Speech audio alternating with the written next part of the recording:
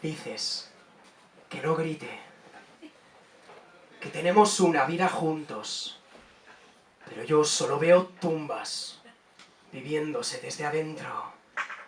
Dices que somos una familia, pero yo ya tengo una madre y ahora está cansada y lleva escaleras en los costados por las que trepa el daño y caen los años, haciendo un ruido de soledad, como el sexo en una pantalla hace silencio en un salón. Así que no me pidas que no grite, porque yo estoy juntando una llama, como se junta valor para alzar un hacha, como se junta valor para bajarla, sin haber matado nada.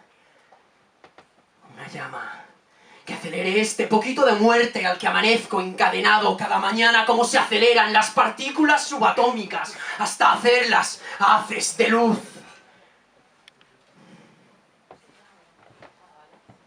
Dices que no grite. Pero amor, ¿cómo no voy a gritar si la verdad duele? No por ser más cierta que nosotros, no por ser más grande que nosotros, la verdad duele.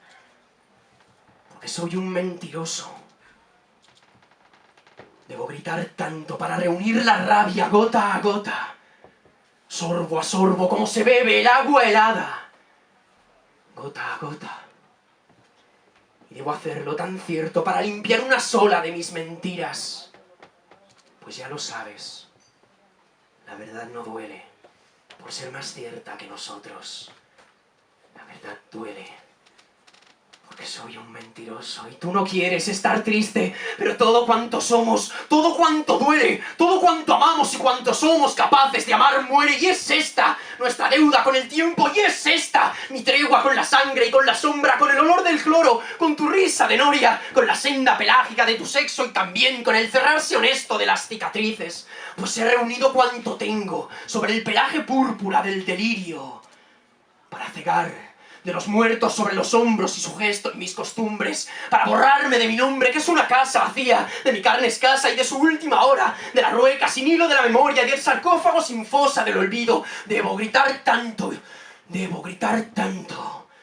para hacer de la ausencia una espera y del vacío un andamio desde el que sobrevivir al lento desfilar del luto a través de los años.